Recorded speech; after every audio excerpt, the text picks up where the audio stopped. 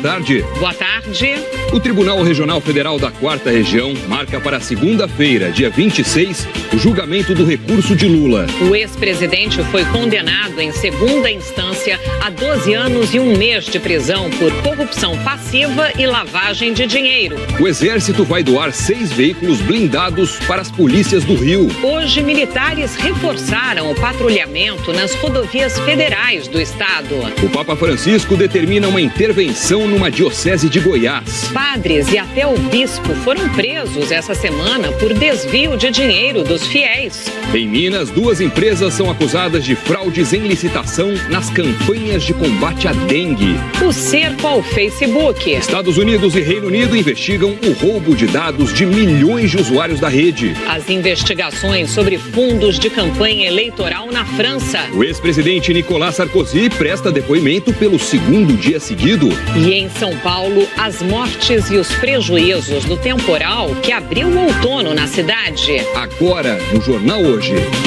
O paulistano amanheceu diante dos prejuízos causados pelo temporal que atingiu a maior cidade brasileira ontem à tarde. O repórter Felipe Ciani visitou algumas das áreas mais atingidas.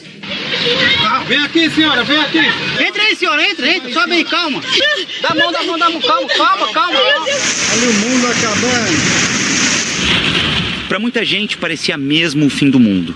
E olha que foram só 2 horas de temporal em São Paulo. Nesse meio tempo, os bombeiros da cidade receberam mais de 200 ligações. O Centro de Gerenciamento de Emergências Climáticas informou que só na Vila Mariana, um bairro da Zona Sul, choveu quase a metade do que normalmente chove nesse mês em São Paulo. Sinal Bandeira, Nova Anhangabaú, tudo alagado. E nesse caos, imagina como é que ficou quem estava parado no trânsito, dentro do metrô, do trem. Na Estação da Luz, olha isso, o clima era de salve-se quem puder. Várias avenidas das zonas oeste e norte foram interditadas por causa dos alagamentos. O túnel do Anhangabaú, a principal ligação entre as regiões norte e sul de São Paulo, ficou 40 minutos fechado. Mas o pior de tudo é que esse temporal destruiu a vida de pelo menos 2 famílias. No bairro da Água Branca, na zona oeste, uma ponte caiu e arrastou 10 barracos. Era num deles que estava a Sofia Gomes. Ela tinha 1 ano e 8 meses. Hoje faria 1 ano e 9. Minha irmã só falou, Paloma, vem ver aqui que tá pingando. Eu falei, peraí, pacotinho, deixei ela em cima da cama. Meu Deus, eu escutei um barulho quando eu corri pra pegar ela. Ela afundou, meu Deus do céu. Tudo isso aconteceu num lugar conhecido como Favela do Sapo. 500 pessoas estão desabrigadas por lá. Na Vila Alba, também na Zona Oeste, outras 400 pessoas ficaram sem casa. A outra vítima da chuva de ontem morava aqui nessa vizinhança, onde pela marca na parede a gente percebe que aqui onde eu tô, que é um pouco mais baixo, a água chegou na altura do meu peito. Imagina aqui do lado, então, onde tem esse córrego. A água subiu o suficiente para estourar as paredes dessa casa aqui ao lado. Lá dentro vivia uma senhora de 85 anos que ficava numa cadeira de rodas. A filha da dona Vitoriana estava em casa e acompanhou lado a lado o desespero da mãe. A parede do meu quarto que estourou e veio e arrastou minha mãe. Ela foi rompendo as paredes, o corpinho dela. No ano passado, a prefeitura reduziu em 85% os investimentos nos sistemas de drenagem da cidade. Mesmo assim, os responsáveis por esse orçamento acreditam que São Paulo está preparada para enfrentar as enchentes. A cidade está preparada. É que a gente não pode descartar a grande quantidade de chuva. Isso são fatores que não inibem a responsabilidade da prefeitura, não inibem a responsabilidade da população, mas contribuem. A gente não pode desprezar. Foi confirmada há pouco a 3ª morte causada pela chuva em São Paulo. O vigilante Gerson Xavier Santana, de 43 anos, foi atingido ontem por uma árvore. Ele foi levado para um hospital, mas morreu de madrugada. Faz tempo que o paulistano sofre com os efeitos da chuva e das enchentes. A repórter Patrícia Falkowski mostra por que é tão difícil resolver esse problema. Chuva como a de ontem não é novidade em São Paulo. A sujeira é igual à de sempre. O cenário depois da chuva é esse. As consequências são as mesmas. Houve cortes de energia elétrica. O trânsito parou. O túnel é o mesmo. Os primeiros carros começam a ser retirados aqui do túnel do Vale do Anhangabaú. Faz tempo que falta investimento.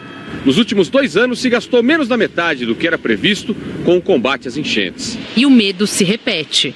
Não dá para continuar aqui, a água continua subindo muito. O alagamento traz prejuízos. Este é o estacionamento de uma loja de material de construção aqui na zona sul de São Paulo. E começa cada vez mais rápido. Muitas ruas de São Paulo, neste momento, com pouco tempo de chuva, já estão assim. Com a enchente, a dificuldade para voltar para casa. A chuva também trouxe transtorno para quem usa o transporte público. E não é de hoje que o paulistano ouve explicações e promessas.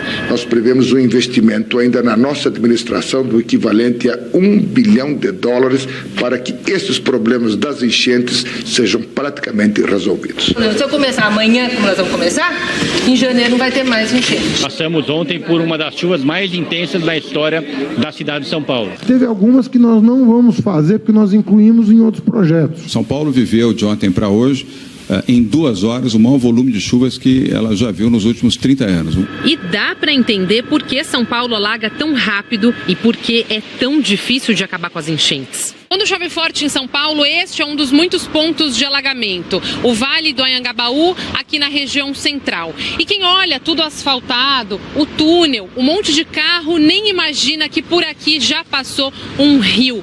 Era o córrego Anhangabaú. Na década de 30, o poder público canalizou rios e córregos para ter mais espaço. Hoje, a água da chuva procura o leito do rio que está escondido. E aí vem as inundações. É um problema sistêmico que a gente tem. Problema com galerias de água pluvial, às vezes subdimensionadas, chuvas excessivas, galerias entupidas.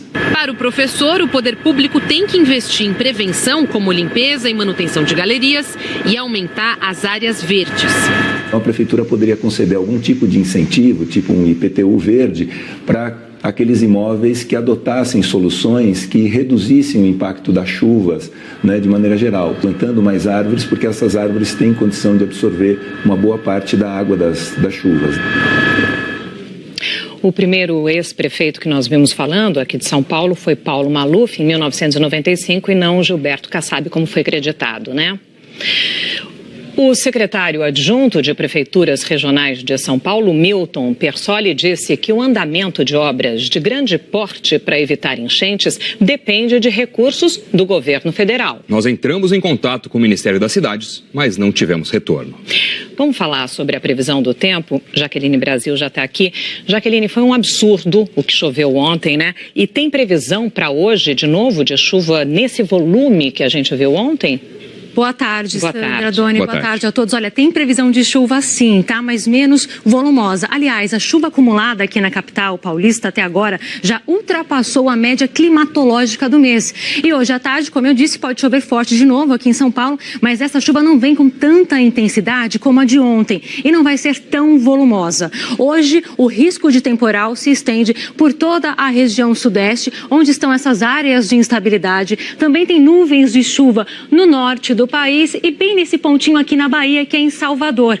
Hoje de manhã choveu bastante em Salvador. Em apenas 2 horas choveu 78 milímetros, mais da metade da média do mês. Olha essa imagem aí, olha, os passageiros ficaram em cima dos bancos dos pontos de ônibus. Teve gente até que tirou ali o sapato e agora a gente vê as imagens das garagens de prédios que ficaram alagadas, impossível entrar ali, né? E a previsão de chuva hoje à tarde e à noite é para quase todo o país, tá? Então na região norte, centro-oeste, no nordeste o tempo fica firme nessa faixa aqui, do Ceará até o centro-sul da Bahia, pegando também o norte aqui de Minas e também do Espírito Santo, boa parte de Santa Catarina e do Rio Grande do Sul. Como Curitiba está fora aí desse tempo seco, está na rota dos temporais, hoje dá uma olhada na quantidade de chuva prevista, 30 milímetros com máxima só de 24 graus. Em São Paulo e no Rio de Janeiro pode chover 35 milímetros, fazendo calor, principalmente no Rio de Janeiro, com 35 graus. Agora, tem gente perguntando, começou o outono e está chovendo desse jeito? Calma, eu vou explicar.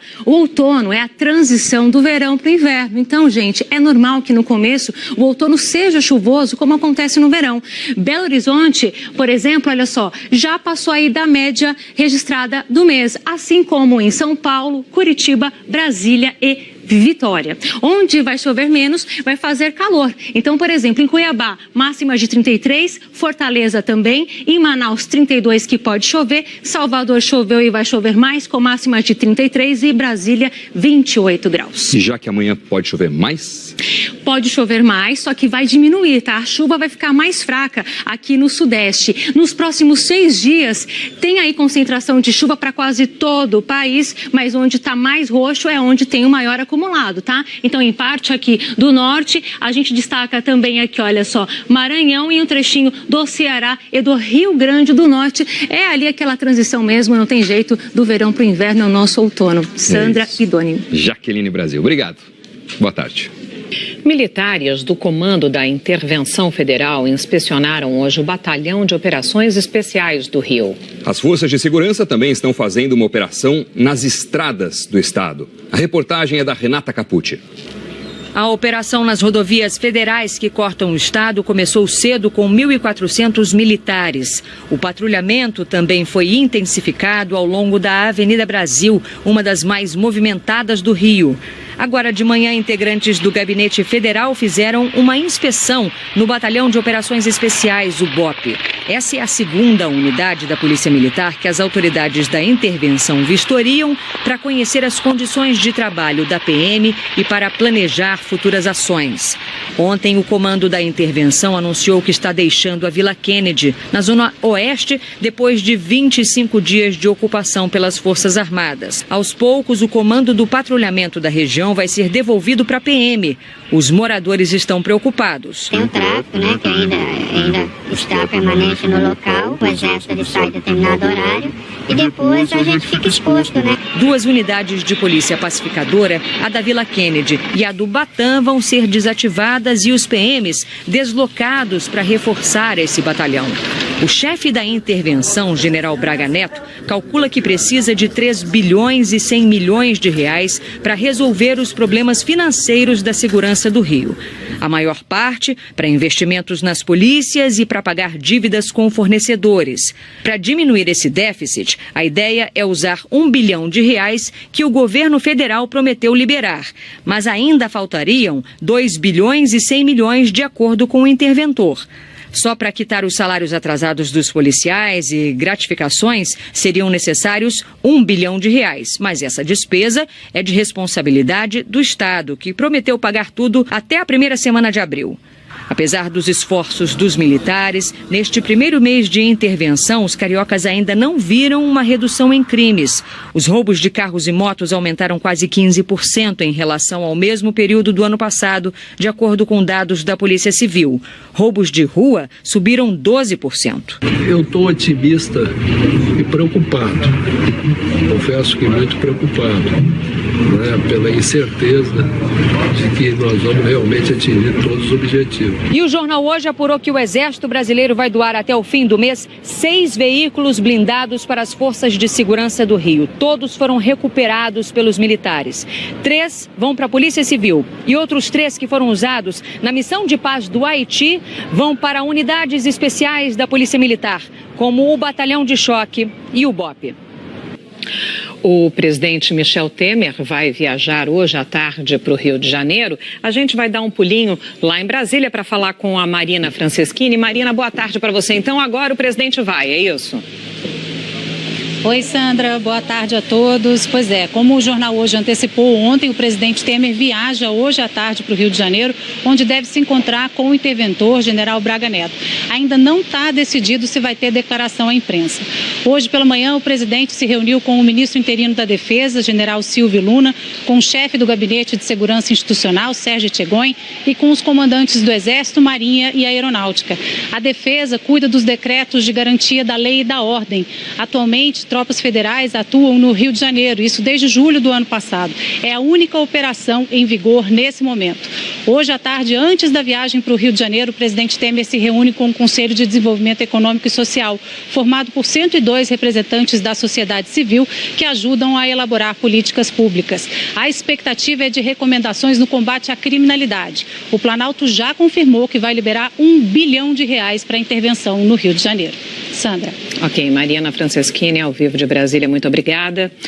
O Papa Francisco determinou uma intervenção na Diocese de Formosa, no interior de Goiás, depois da suspeita de desvio de dinheiro dos fiéis. O arcebispo de Uberaba, Dom Paulo Mendes Peixoto, foi nomeado para administrar a diocese até que seja escolhido um novo bispo. Anteontem, 9 pessoas foram presas suspeitas de desviar R$2 milhões do dízimo, de dinheiro arrecadado com festas e taxas pagas à igreja. Entre os presos, o bispo Dom José Ronaldo Ribeiro, 4 padres e um sacerdote. Hoje de manhã, fiéis fizeram uma manifestação a favor das prisões em frente ao Ministério Público de Formosa.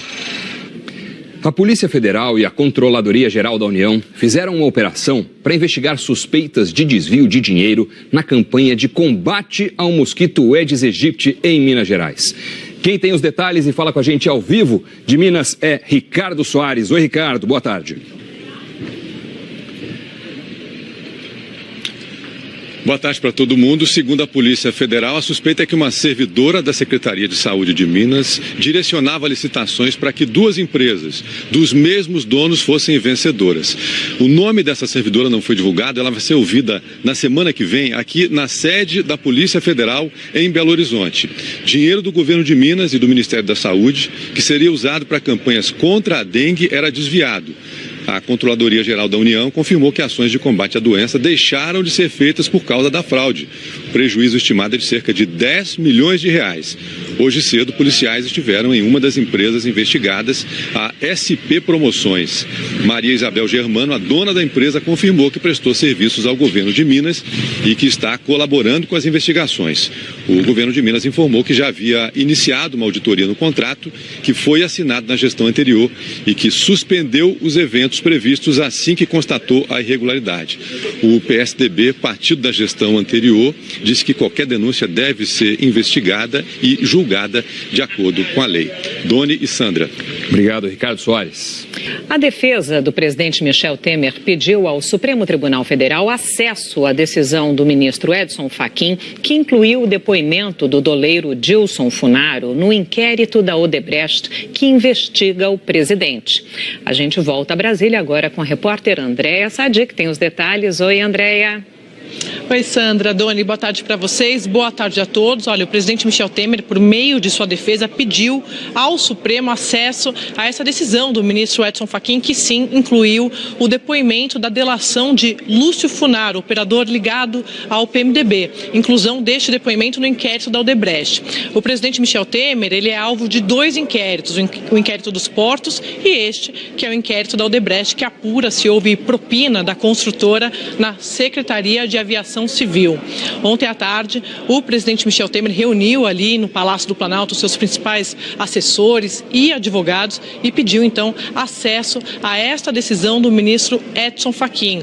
O ministro Edson Fachin, que é o relator do inquérito, ele atendeu a um pedido da Procuradora-Geral da República, Raquel Dodge. O Antônio Cláudio Maris, que é o advogado do presidente Michel Temer, não vai poder defender o presidente neste inquérito da Odebrecht, porque ele já defendeu no passado exatamente o operador do PMDB, Lúcio Funaro. Então tem ali um conflito de interesses. Então Temer ontem bateu o martelo e pediu para o advogado Brian Alves Prado entrar no Supremo pedindo acesso a estes documentos. Sandra e Doni. Ok, Andréia, muito obrigada. O Tribunal Regional Federal da 4ª Região vai julgar na próxima segunda-feira o recurso do ex-presidente Luiz Inácio Lula da Silva sobre a condenação em segunda instância no caso do triplex do Guarujá. Em janeiro, o TRF4 manteve a condenação e aumentou a pena de Lula para 12 anos e 1 mês de prisão por unanimidade. Após o julgamento dos embargos na segunda-feira, a defesa de Lula terá 15 dias a partir da publicação do acórdão para ajuizar novos recursos no próprio TRF4. Há 2 anos, o Supremo Tribunal Federal decidiu que condenados em segunda instância já podem começar a cumprir pena, mesmo que recorram a tribunais superiores. Na França, o ex-presidente Nicolas Sarkozy está prestando depoimento para a polícia pelo 2º dia seguido. Ele é suspeito de ter recebido financiamento ilegal do ex-ditador líbio Muammar Gaddafi na campanha eleitoral de 2007. A reportagem é do correspondente em Paris, Rodrigo Alvarez. Nicolas Sarkozy foi detido pela polícia ontem, passou o dia prestando depoimento e só foi autorizado a voltar para casa quando já era meia-noite. Ainda assim, foi um privilégio, concedido a ele apenas por ser ex-presidente. Hoje cedo ele teve com um advogado, mas nenhum dos dois comentou a denúncia. Sarkozy se apresentou pouco antes das 8 da manhã no Ministério do Interior, em Nanterre, um subúrbio aqui de Paris. Pelo segundo dia seguido, o ex-presidente é interrogado por policiais especializados em corrupção, lavagem de dinheiro e sonegação fiscal. Os investigadores tentam esclarecer a denúncia de que o governo do ditador líbio Muammar Gaddafi deu secretamente 50 milhões de euros, o equivalente a 200 milhões de reais, para a campanha eleitoral que levou Sarkozy à presidência em 2007. A relação entre Sarkozy e Gaddafi não era das mais habituais. Assim que assumiu o cargo, Sarkozy convidou Gaddafi para uma visita de Estado com todas as honras possíveis. 4 anos depois, no entanto, o presidente francês apoiou a intervenção militar que acabou derrubando o ditador da Líbia. Nicolas Sarkozy vai ficar sob custódia da polícia até amanhã. Depois disso, existem 3 possibilidades. Ele pode ser solto, convocado para um novo interrogatório ou ainda chamado a comparecer diante de um juiz para ser acusado formalmente pelo suposto dinheiro recebido de Muammar Gaddafi na campanha que o levou à presidência em 2007. Nos Estados Unidos, o suspeito de ter provocado uma série de ataques à bomba em Austin, no Texas, morreu depois de detonar os explosivos que ele transportava no carro. A Sandra Coutinho acompanha esse caso lá desde Nova York. Oi, Sandra, boa tarde para você. Isso encerra a vida desse sujeito. Encerra também o caso? Pois é, Dona, essa é a grande pergunta. Boa tarde para você, para a Sandra e para todo mundo. A polícia pediu que a população continue em alerta, porque não sabe, por exemplo, se o suspeito espalhou mais bombas pela cidade ou se despachou algum pacote bomba antes de morrer. Os agentes identificaram o suspeito como Mark Anthony Condit, de 24 anos. Eles chegaram até o suspeito ao analisar imagens das câmeras de segurança da empresa de entregas que Mark usava para despachar os pacotes explosivos. Hoje, os agentes fizeram uma batida na casa dele. O computador de Mark revelou que ele frequentava sites que ensinavam a fazer explosivos caseiros e fez uma pesquisa sobre empresas de transporte de encomendas. Na noite de ontem, a polícia cercou o suspeito no estacionamento de um hotel nos arredores de Austin. E quando se preparavam para uma abordagem, Mark arrancou com o carro e chegou a ser perseguido por alguns metros. De repente, ele parou e detonou uma bomba dentro do carro. Mark Anthony morreu na hora e um policial ficou ferido. Ainda não se sabe o que motivou essa série de ataques. Desde o dia 2 de março, foram 5 explosões em diversos pontos de Austin, que é a capital do Texas. 2 homens negros, um de 39 e um jovem de 17 anos, morreram e uma mulher ficou gravemente ferida. No domingo, mais 2 explosões deixaram 3 feridos. Os vizinhos contam que Mark parecia tranquilo e a rede social da mãe diz que ele recebia educação escolar em casa. Doni, Sandra. Quase 2 explosões por semana desde que esse caso começou, portanto. Sandra, obrigado pelas informações. Boa tarde para você. 101 das 110 meninas sequestradas pelo grupo terrorista Boko Haram foram libertadas hoje na Nigéria. As estudantes têm entre 11 e 19 anos de idade e foram levadas a 1 mês da escola em Dapchi, no nordeste do país. A informação de que 5 meninas morreram no cativeiro. Representantes do governo afirmam que não houve pagamento de resgate. Foi o maior sequestro no país desde que o Boko Haram capturou 276 estudantes na cidade de Chibok em 2014. A Comissão Federal de Comércio dos Estados Unidos e a Autoridade Britânica de Proteção de Dados estão investigando o roubo de dados de cerca de 50 milhões de usuários do Facebook. Essas informações teriam ajudado a campanha de Donald Trump em 2016. A reportagem é de Pedro Vedova. A denúncia partiu desse ex-colaborador da Cambridge Analytica. Ele contou aos jornais The Guardian e New York Times que o problema começou com um teste de personalidade na internet. Milhares de participantes aceitaram liberar dados pessoais. Só que o aplicativo também recolheu informações de amigos do perfil, chegando a 50 milhões de pessoas. A Cambridge Analytica estuda o comportamento humano. A empresa recolhe informações triviais sobre curtidas e postagens. Um algoritmo cruza os dados e traça a personalidade da pessoa. A consultoria política promete identificar quem poderia votar em determinado candidato e bombardeia o leitor com propaganda. Ours was not a campaign. A empresa afirma que ajudou a eleger Donald Trump como presidente americano. As táticas da Cambridge Analytica não parariam por aí. O diretor executivo foi flagrado pela TV britânica Channel 4, contando que usa até prostitutas ucranianas para gravar candidatos em armadilhas sexuais. A Cambridge Analytica afastou Alexander Nix e prometeu uma investigação. A empresa também teria trabalhado com um grupo que promoveu a saída do Reino Unido da União Europeia. E deputados americanos e britânicos convidaram o fundador do Facebook para falar sobre as relações com a Cambridge Analytica. Até agora, Mark Zuckerberg não se pronunciou sobre o caso. 2 anos atrás, a rede social tomou conhecimento do repasse de dados e mandou deletar as informações. Mas o Facebook só suspendeu a conta da Cambridge Analytica e dos envolvidos na última sexta-feira. Autoridades europeias e americanas querem saber se a rede social faz o suficiente para proteger os dados das pessoas. Desde que o escândalo veio à tona no último fim de semana, as ações do Facebook já caíram mais de 10% na Bolsa de Nova York. A empresa já perdeu 50 bilhões de dólares. A Polícia Federal faz uma operação contra hackers suspeitos de roubar 10 milhões de reais em 4 estados. 6 pessoas foram presas. A reportagem é da Ana Paula Rebain, de Palmas. William Marciel Silva de Freitas é apontado pela polícia como um dos chefes da quadrilha de hackers. A movimentação bancária do grupo chamou a atenção dos investigadores. Só uma conta recebeu 217 depósitos em 6 meses, mais de um por dia, num total de mais de 2 milhões de reais. Tudo roubado sem nenhuma ameaça, nenhum tiro. Os ladrões enviavam e-mails para as vítimas. Quando os correntistas acessavam as contas bancárias pelo computador ou celular, na verdade, estavam navegando em uma página falsa.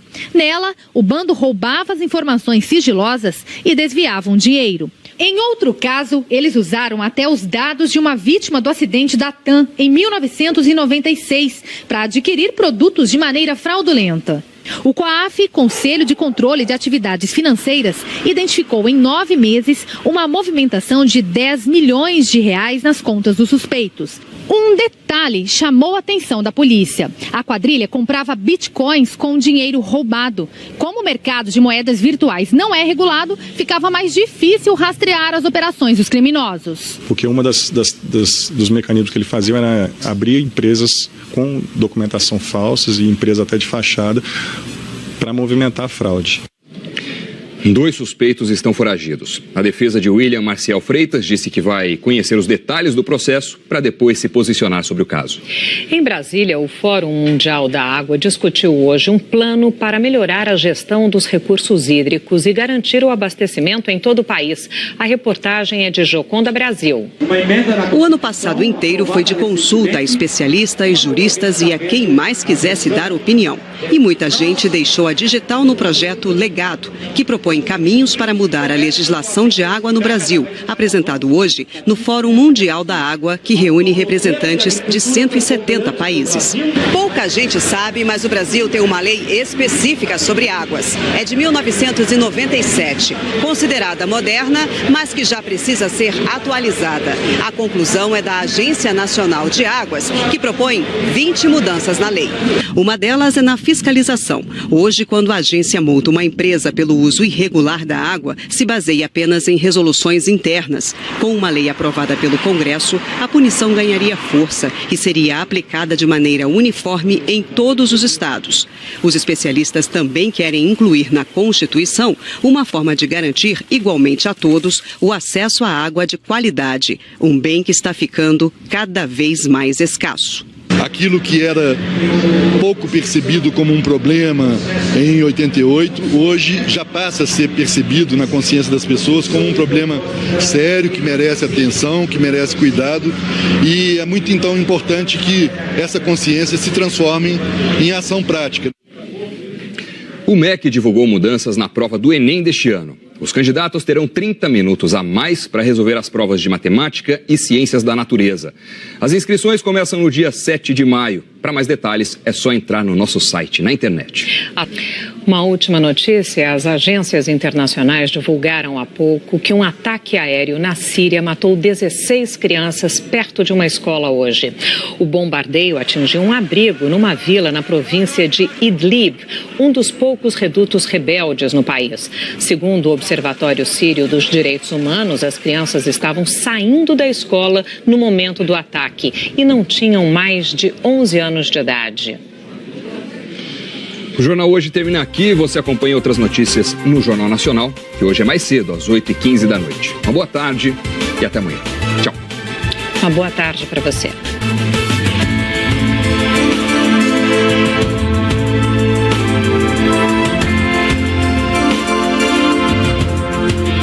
Representantes do governo afirmam que não houve pagamento de resgate. Foi o maior sequestro no país desde que o Boko Haram capturou 276 estudantes na cidade de Chibok em 2014. A Comissão Federal de Comércio dos Estados Unidos e a Autoridade Britânica de Proteção de Dados estão investigando o roubo de dados de cerca de 50 milhões de usuários do Facebook. Essas informações teriam ajudado a campanha de Donald Trump em 2016. A reportagem é de Pedro Vedova. A denúncia partiu desse ex-colaborador da Cambridge Analytica. Ele contou aos jornais The Guardian e New York Times que o problema começou com um teste de personalidade na internet. Milhares de participantes aceitaram liberar dados pessoais. Só que o aplicativo também recolheu informações de amigos do perfil, chegando a 50 milhões de pessoas. A Cambridge Analytica estuda o comportamento humano. A empresa recolhe informações triviais sobre curtidas e postagens. Um algoritmo cruza os dados e traça a personalidade da pessoa. A consultoria política promete identificar quem poderia votar em determinado candidato e bombardeia o leitor com propaganda. Ours was not a campaign. A empresa afirma que ajudou a eleger Donald Trump como presidente americano. As táticas da Cambridge Analytica não parariam por aí.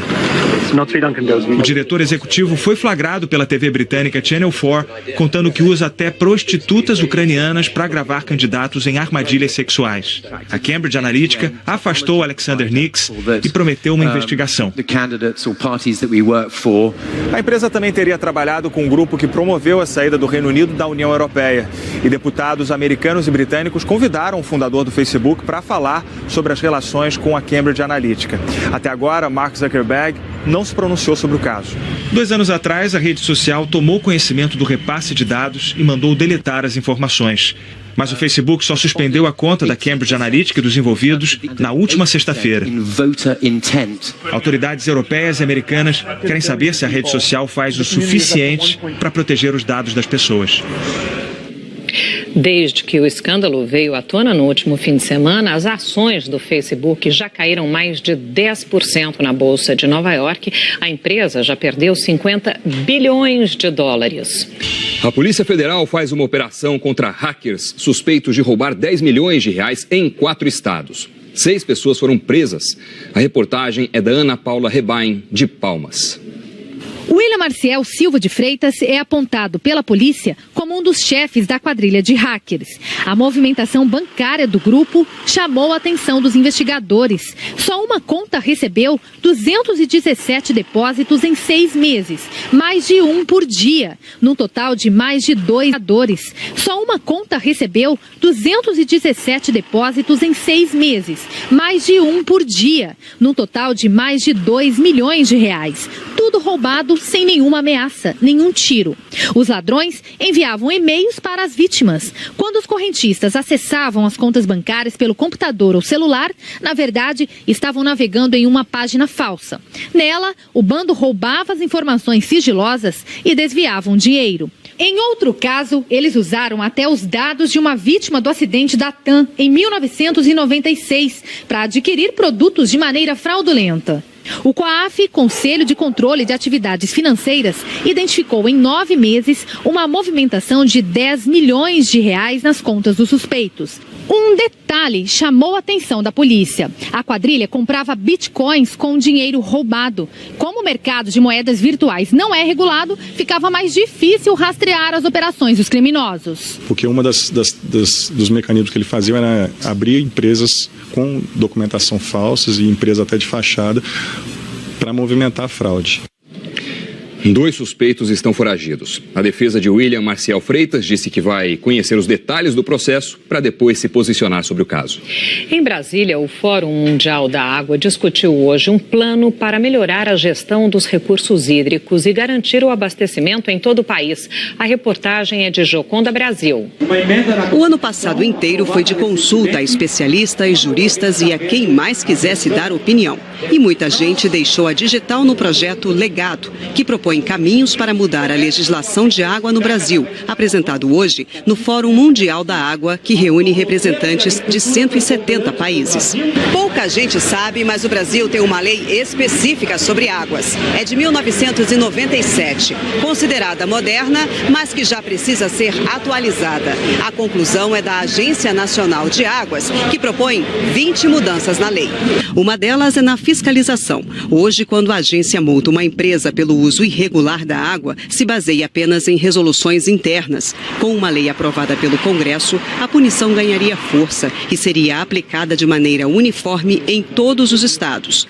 Os especialistas também querem incluir na Constituição uma forma de garantir igualmente a todos o acesso à água de qualidade, um bem que está ficando cada vez mais escasso. Aquilo que era pouco percebido como um problema em 88, hoje já passa a ser percebido na consciência das pessoas como um problema sério, que merece atenção, que merece cuidado, e é muito então importante que essa consciência se transforme em ação prática. O MEC divulgou mudanças na prova do Enem deste ano. Os candidatos terão 30 minutos a mais para resolver os problemas financeiros da segurança do Rio. A maior parte para investimentos nas polícias e para pagar dívidas com fornecedores. Para diminuir esse déficit, a ideia é usar R$1 bilhão que o governo federal prometeu liberar. Mas ainda faltariam R$2 bilhões e 100 milhões de acordo com o interventor. Só para quitar os salários atrasados dos policiais e gratificações seriam necessários R$1 bilhão. Mas essa despesa é de responsabilidade do Estado, que prometeu pagar tudo até a primeira semana de abril.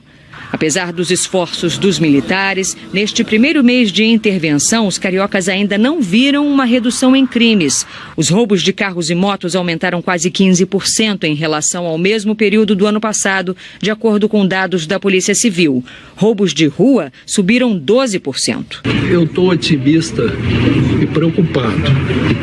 Confesso que muito preocupado, pela incerteza de que nós vamos realmente atingir todos os objetivos. E o Jornal Hoje apurou que o Exército Brasileiro vai doar até o fim do mês 6 veículos blindados para as forças de segurança do Rio. Todos foram recuperados pelos militares.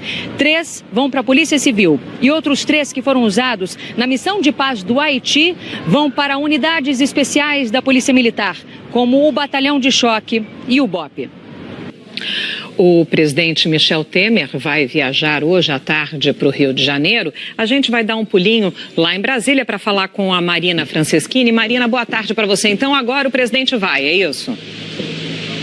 Oi, Sandra, boa tarde a todos. Pois é, como o Jornal Hoje antecipou ontem, o presidente Temer viaja hoje à tarde para o Rio de Janeiro, onde deve se encontrar com o interventor, general Braga Neto.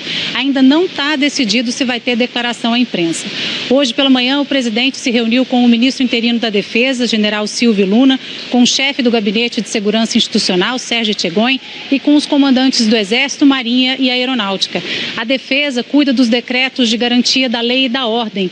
Atualmente, tropas federais atuam no Rio de Janeiro, isso desde julho do ano passado. É a única operação em vigor nesse momento.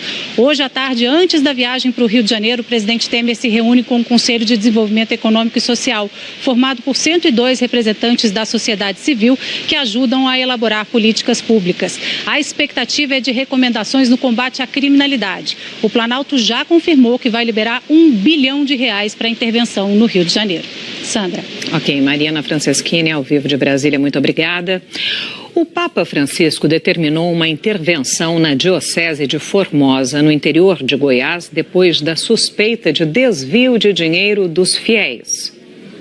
O arcebispo de Uberaba, Dom Paulo Mendes Peixoto, foi nomeado para administrar a diocese. Fiéis. Em Minas, 2 empresas são acusadas de fraudes em licitação nas campanhas de combate à dengue.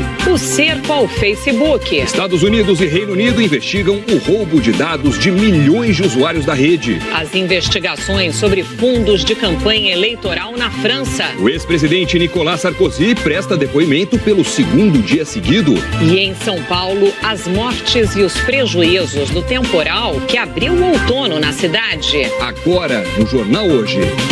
O paulistano amanheceu diante dos prejuízos causados pelo temporal que atingiu a maior cidade brasileira ontem à tarde. O repórter Felipe Ciani visitou algumas das áreas mais atingidas. Vem aqui, senhora, vem aqui. Entra aí, senhora, entra, sobe aí, calma. Dá a mão, calma. Olha o mundo acabando. Para muita gente parecia mesmo o fim do mundo. E olha que foram só 2 horas de temporal em São Paulo. Nesse meio tempo, os bombeiros da cidade receberam mais de 200 ligações. O Centro de Gerenciamento de Emergências Climáticas informou que só na Vila Mariana, um bairro da Zona Sul, choveu quase a metade do que normalmente chove nesse mês em São Paulo. Sinal Bandeira, Anhangabaú, tudo alagado.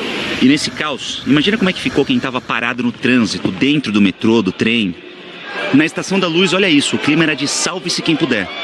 Várias avenidas das zonas oeste e norte foram interditadas por causa dos alagamentos. O túnel do Anhangabaú, a principal ligação entre as regiões norte e sul de São Paulo, ficou 40 minutos fechado. Mas o pior de tudo é que esse temporal destruiu a vida de pelo menos 2 famílias. No bairro da Água Branca, na zona oeste, uma ponte caiu e arrastou 10 barracos. Era num deles que estava a Sofia Gomes. Ela tinha 1 ano e 8 meses. Hoje faria 1 ano e 9. Minha irmã só falou, Paloma, vem ver aqui que tá pingando.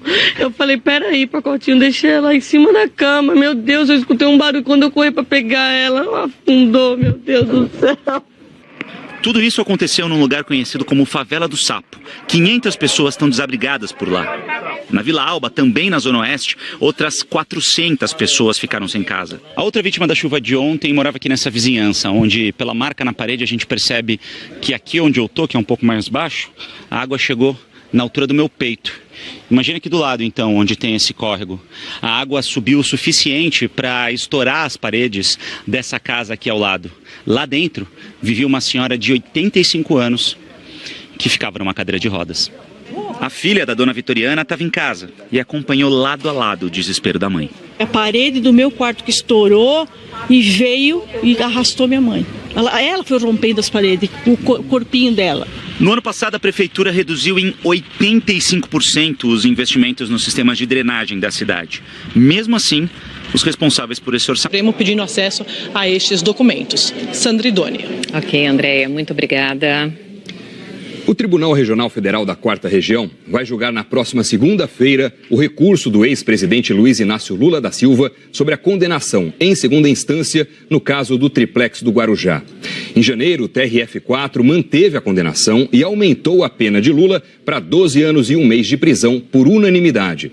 Após o julgamento dos embargos na segunda-feira, a defesa de Lula terá 15 dias a partir da publicação do acórdão para ajuizar novos recursos no próprio TRF4. Há 2 anos, o Supremo Tribunal Federal decidiu que condenados em segunda instância já podem começar a cumprir pena, mesmo que recorram a tribunais superiores. Na França, o ex-presidente Nicolas Sarkozy está prestando depoimento para a polícia pelo 2º dia seguido. Ele é suspeito de ter recebido financiamento ilegal do ex-ditador líbio Muammar Gaddafi na campanha eleitoral de 2007. A reportagem é do correspondente em Paris, Rodrigo Alvarez. Nicolas Sarkozy foi detido pela polícia ontem, passou o dia prestando depoimento e só foi autorizado a voltar para casa quando já era meia-noite. Ainda assim, foi um privilégio, concedido a ele apenas por ser ex-presidente. Hoje cedo ele teve com o advogado, mas nenhum dos dois comentou a denúncia. Sarkozy se apresentou pouco antes das 8 da manhã no Ministério do Interior, em Nanterre, um subúrbio aqui de Paris. Pelo segundo dia seguido, o ex-presidente é interrogado por policiais especializados em corrupção, lavagem de dinheiro e sonegação fiscal. Os investigadores tentam esclarecer a denúncia de que o governo do ditador líbio Muammar Gaddafi deu secretamente 50 milhões de euros, o equivalente a 200 milhões de reais, para a campanha eleitoral que levou Sarkozy à presidência em 2007. A relação entre Sarkozy e Gaddafi não era das mais habituais. Assim que assumiu o cargo, Sarkozy convidou Gaddafi para uma visita de Estado com todas as honras possíveis. 4 anos depois, no entanto, o presidente francês apoiou a intervenção militar que acabou derrubando o ditador da Líbia. Nicolas Sarkozy vai ficar sob custódia da polícia até amanhã. Depois disso, existem 3 possibilidades. Ele pode ser solto, convocado para um novo interrogatório ou ainda chamado a comparecer diante de um juiz para ser acusado formalmente pelo suposto dinheiro recebido de Muammar Gaddafi na campanha que o levou à presidência em 2007. Nos Estados Unidos, o suspeito de ter provocado uma série de ataques à bomba em Austin, no Texas, morreu depois de detonar os explosivos que ele transportava no carro. A Sandra Coutinho acompanha esse caso lá desde Nova York. Oi, Sandra, boa tarde. As 2 empresas são acusadas de fraudes em licitação nas campanhas de combate à dengue. O cerco ao Facebook. Estados Unidos e Reino Unido investigam o roubo de dados de milhões de usuários da rede. As investigações sobre fundos de campanha eleitoral na França. O ex-presidente Nicolas Sarkozy presta depoimento pelo 2º dia seguido. E em São Paulo, as mortes e os prejuízos do temporal que abriu o outono na cidade. Agora, no Jornal Hoje. O paulistano amanheceu diante dos prejuízos causados pelo temporal que atingiu a maior cidade brasileira ontem à tarde. O repórter Felipe Ciani visitou algumas das áreas mais atingidas. Vem aqui, senhora, vem aqui. Entra aí, senhora, entra, sobe aí, calma. Dá a mão, calma. Olha o mundo acabando. Para muita gente parecia mesmo o fim do mundo. E olha que foram só 2 horas de temporal em São Paulo. Nesse meio tempo, os bombeiros da cidade receberam mais de 200 ligações. O Centro de Gerenciamento de Emergências Climáticas informou que só na Vila Mariana, um bairro da Zona Sul, choveu quase a metade do que normalmente chove nesse mês em São Paulo. Nova Bandeira, Nova Anhangabaú, tudo alagado. E nesse caos, imagina como é que ficou quem estava parado no trânsito, dentro do metrô, do trem. Na Estação da Luz, olha isso, o clima era de salve-se quem puder. Várias avenidas das zonas oeste e norte foram interditadas por causa dos alagamentos. O túnel do Anhangabaú, a principal ligação entre as regiões norte e sul de São Paulo, ficou 40 minutos fechado. Mas o pior de tudo é que esse temporal destruiu a vida de pelo menos 2 famílias. No bairro da Água Branca, na zona oeste, uma ponte caiu e arrastou 10 barracos. Era num deles que estava a Sofia Gomes. Ela tinha 1 ano e 8 meses. Hoje faria 1 ano e 9. Minha irmã só falou, Paloma, vem ver aqui que tá pingando. Eu falei, peraí, pacotinho, deixei ela em cima da cama. Meu Deus, eu escutei um barulho quando eu corri pra pegar ela. Afundou, meu Deus do céu. Tudo isso aconteceu num lugar conhecido como Favela do Sapo. 500 pessoas estão desabrigadas por lá. Na Vila Alba, também na Zona Oeste, outras 400 pessoas ficaram sem casa. A outra vítima da chuva de ontem morava aqui nessa vizinhança, onde pela marca na parede a gente percebe que aqui onde eu tô, que é um pouco mais baixo, a água chegou na altura do meu peito. Imagina aqui do lado, então, onde tem esse córrego. A água subiu o suficiente para estourar as paredes dessa casa aqui ao lado. Lá dentro vivia uma senhora de 85 anos que ficava numa cadeira de rodas. A filha da dona Vitoriana estava em casa e acompanhou lado a lado o desespero da mãe. A parede do meu quarto que estourou e veio e arrastou minha mãe. Ela foi rompendo as paredes, o corpinho dela. No ano passado, a prefeitura reduziu em 85% os investimentos nos sistemas de drenagem da cidade. Mesmo assim, os responsáveis por esse orçamento acreditam... Chuva como a de ontem não é novidade em São Paulo. A sujeira é igual à de sempre. O cenário depois da chuva é esse. As consequências são as mesmas. Houve cortes de energia elétrica, o trânsito parou. O túnel é o mesmo. Os primeiros carros começam a ser retirados aqui do túnel do Vale do Anhangabaú. Faz tempo que falta investimento. Nos últimos 2 anos se gastou menos da metade do que era previsto com o combate às enchentes. E o medo se repete. Não dá para continuar aqui, a água continua subindo muito. O alagamento traz prejuízos. Este é o estacionamento de uma loja de material de construção aqui na zona sul de São Paulo. E começa cada vez mais rápido. Muitas ruas de São Paulo, neste momento, com pouco tempo de chuva, já estão assim. Com a enchente, a dificuldade para voltar para casa. A chuva também trouxe transtorno para quem usa o transporte público. E não é de hoje que o paulistano ouve explicações e promessas. Nós prevemos um investimento ainda na nossa administração do equivalente a $1 bilhão para que esses problemas das enchentes sejam praticamente resolvidos. Se eu começar amanhã, como nós vamos começar, em janeiro não vai ter mais enchente. Passamos ontem por uma das chuvas mais intensas da história da cidade de São Paulo. Teve algumas que nós não vamos fazer porque nós incluímos em outros projetos. São Paulo viveu de ontem para hoje, em 2 horas, o maior volume de chuvas que ela já viu nos últimos 30 anos.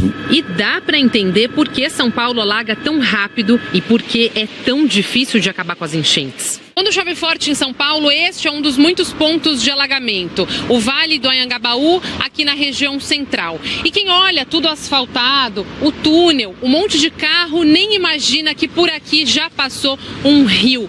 Era o córrego Anhangabaú. Na década de 30, o poder público canalizou rios e córregos para ter mais espaço. Hoje, a água da chuva procura o leito do rio que está escondido. E aí vem as inundações. É um problema sistêmico que a gente tem. Problema com galerias de água pluvial, às vezes subdimensionadas, chuvas excessivas, galerias entupidas. Para o professor, o poder público tem que investir em prevenção, como limpeza e manutenção de galerias, e aumentar as áreas verdes. A prefeitura poderia conceder algum tipo de incentivo, tipo um IPTU verde, para aqueles imóveis que adotassem soluções que reduzissem o impacto das chuvas, né, de maneira geral, plantando mais árvores, porque essas árvores têm condição de absorver uma boa parte da água das chuvas. O primeiro ex-prefeito que nós vimos falando aqui de São Paulo foi Paulo Maluf, em 1995, e não Gilberto Kassab, como foi acreditado, né? O secretário adjunto de Prefeituras Regionais de São Paulo, Milton Persoli, disse que o andamento de obras de grande